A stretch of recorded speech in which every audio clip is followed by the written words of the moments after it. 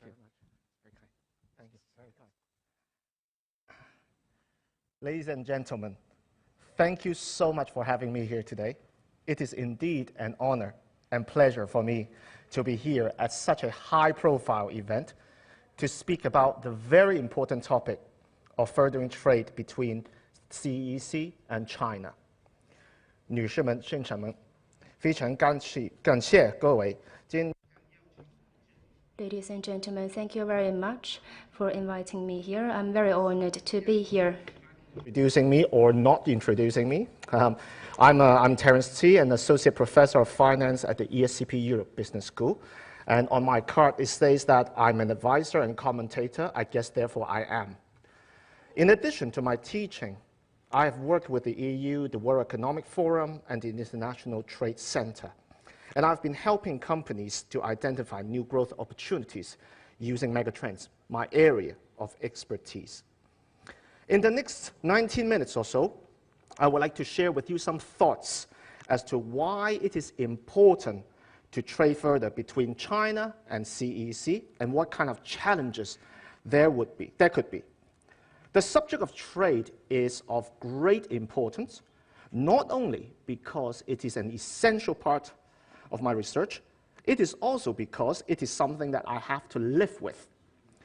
Ever since Britain, where I live, voted to leave the EU this year, trade has become an important and tricky topic. Now, trade not only allows us to raise our standard of living, it also helps us understand each other much better, making the world like a better place. Now, why the UK has chosen to walk backward is beyond my comprehension, not least because Britain would now have to negotiate new trade deals with new partners. Indeed, the country has not had a single trade negotiator for the last 40 years because the EU has been negotiating on UK's behalf.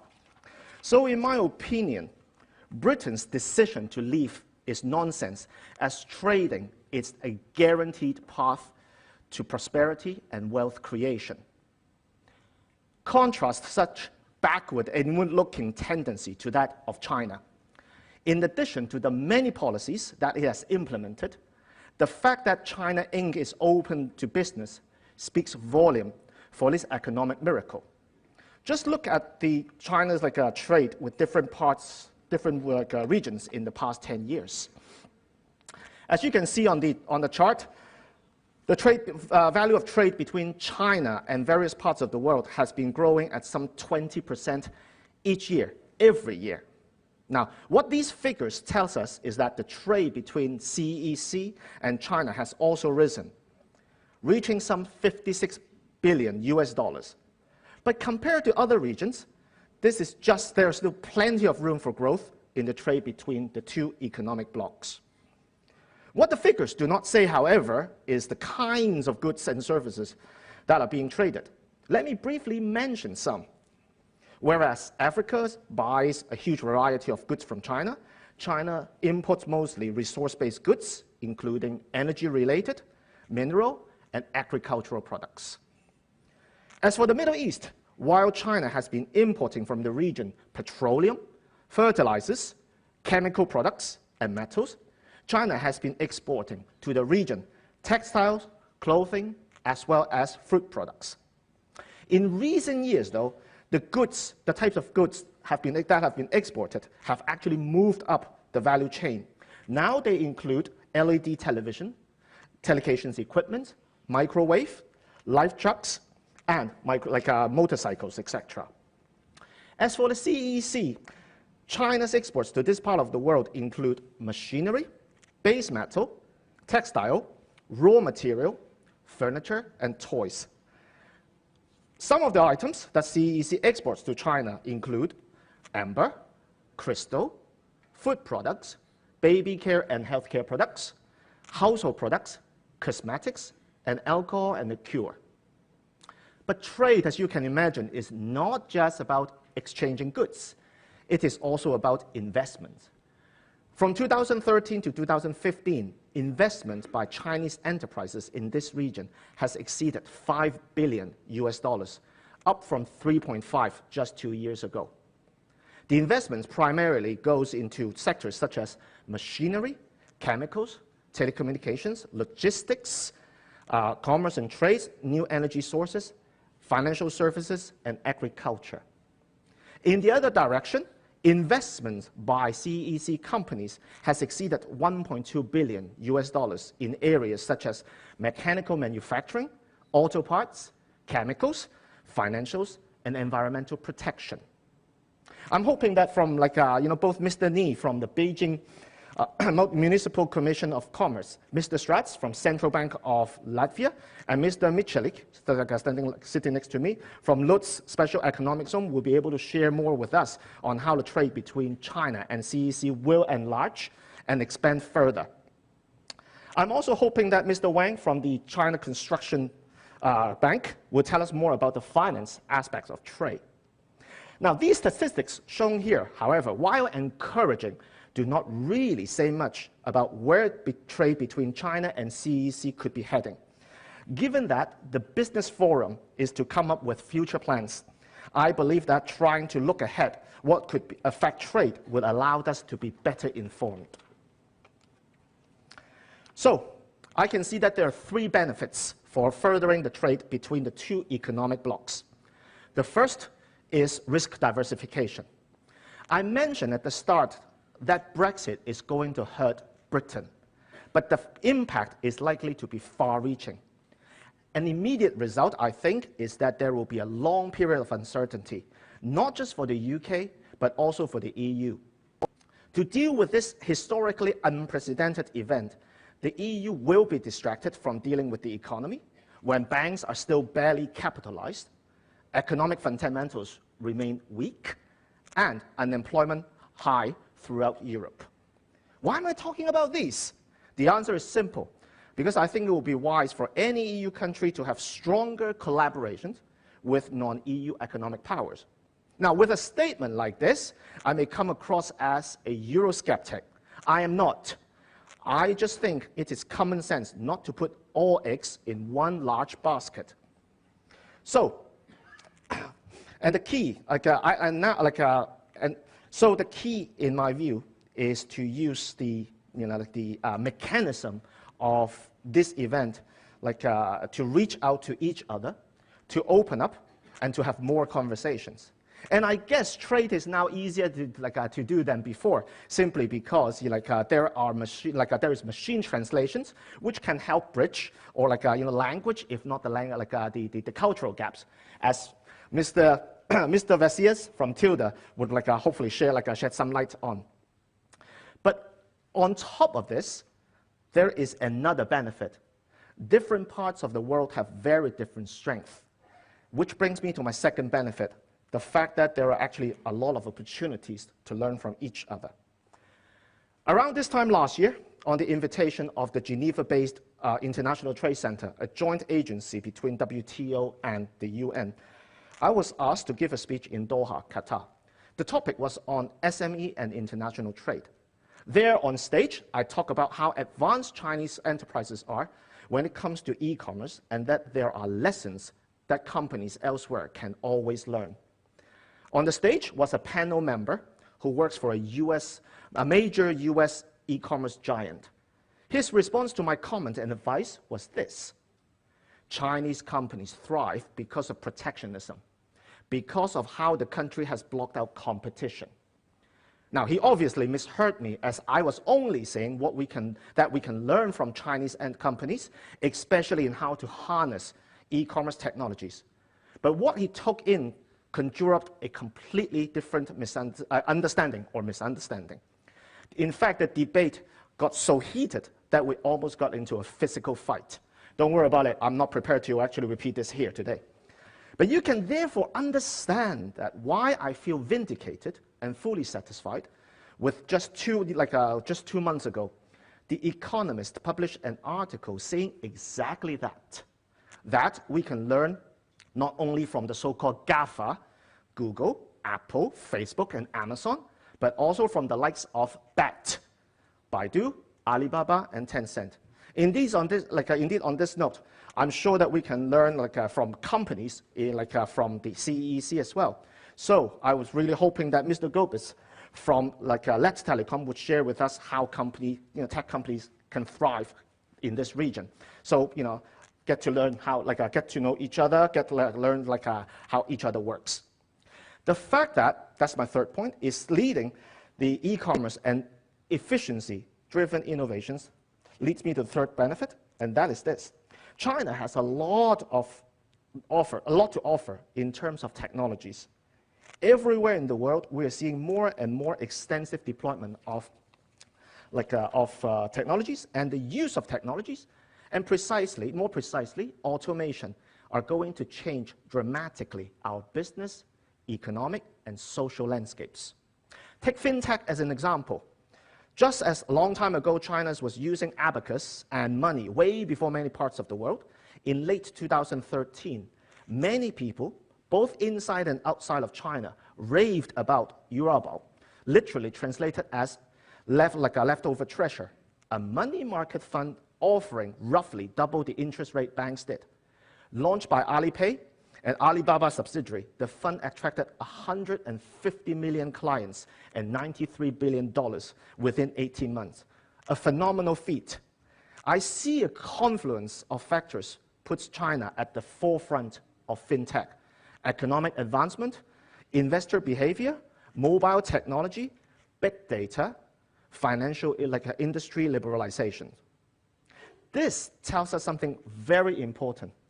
Not very long ago, this was impossible. The new mentality is only ingrained in China very recently. Now savers and investors have no qualms about entrusting online retailers, search engines, travel agencies, social media networks, smartphone providers, and even startups to manage our finance. What is key here is that behavior towards technology can actually be changed, and changed very quickly. Something that I would imagine to closely follow by CEC, given how technologically astute young people are. I'm hoping that Mr. Jimenez from the EU SME Center will tell us more about the Chinese and the CEC consumers. Let's not forget one thing, though. In the word fintech, the tech part is far more important than fin, as technologies can serve a broad base for other activities, from e-commerce consumer front end to technology back end of supply chains and operations. Let's not forget neither, technologies are most impactful when they are deployed with the right business model. I'm hoping that Mr. Baumgart from Alibaba Group will actually tell us more, share his view. So I'm again, I would like to ask you to have more dialogues between each other, between CEC and China, and because only through dialogues more can be achieved. Now these are the three reasons why I think furthering trade between CEC and China could bring benefits. But I think the path for expansion ahead will be very different compared to the one that we have all walked on in the past several years. Here, I will mention three possible challenges. First, with the increasing use of automation and robotics, I don't think countries can no longer rely on low cost as a proposition. This is because smart machines have been eroding cost advantages rapidly.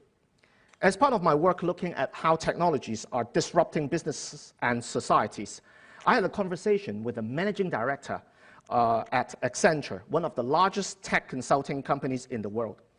And he told me that several years ago, the so-called business process outsourcing, which means shifting operations off to lower cost countries, was still pretty much the norm.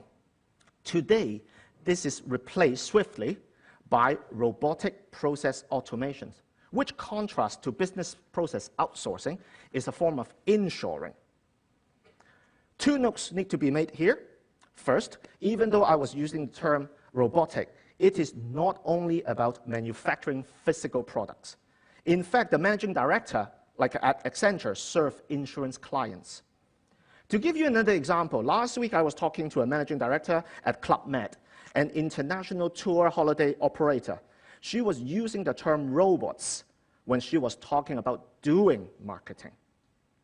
Second, When I say inshoring, it does not necessarily mean that operations going back to the countries of origin. So if a UK company previously outsourced part of its operations to Poland, by the time it moves on to robotic process automation, this robotic process stays in Poland and doesn't go back to the UK because it's still cheaper to run the operations in Poland. The implication here, however, is that other countries intending to compete with Poland based on cost may find it difficult to convince the UK company to move the operations away from Poland. The second challenge that comes with expanding trade, especially with technologies, is that it can lead to more technological unemployment. Technologies and e-commerce have brought great benefits, but at the same time, they're eating up a lot of jobs. As part of my research on megatrends, we have observed that the rich are getting richer and the poor are getting poorer, or at least in 16 European countries plus the US.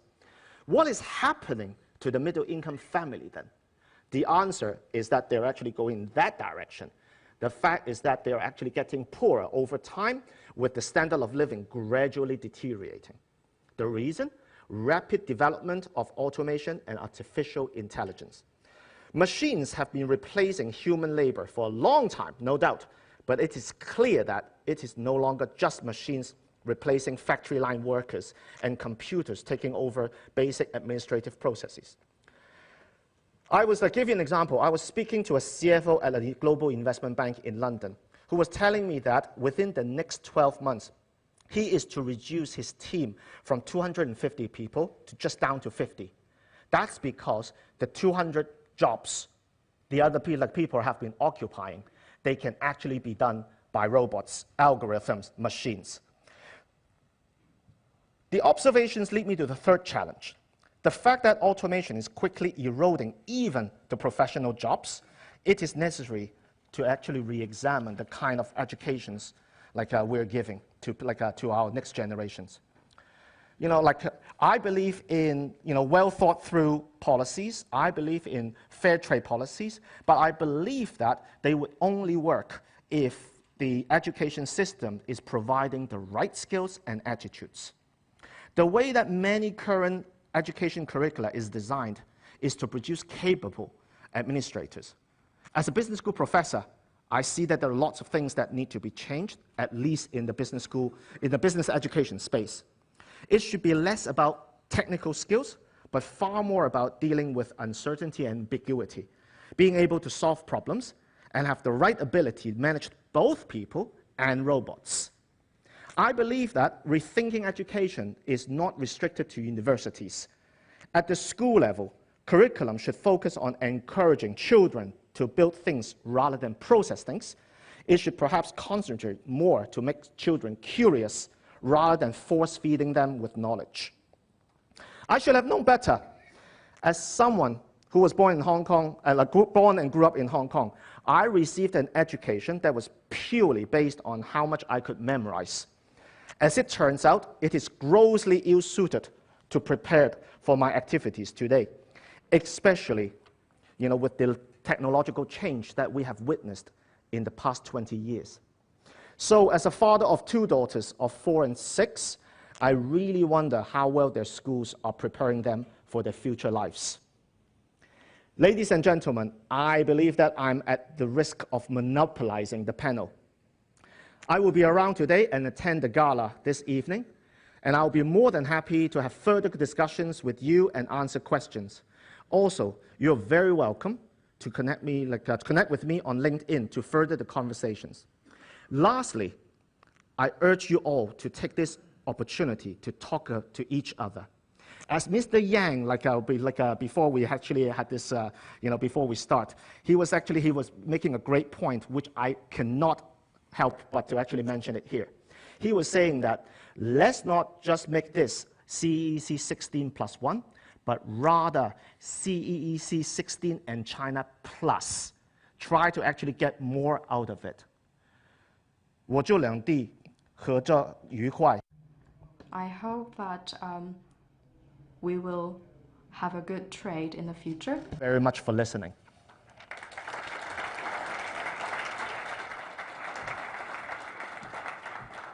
Thank you, Mr. Chen. Thank you very, very much. And you gave us a great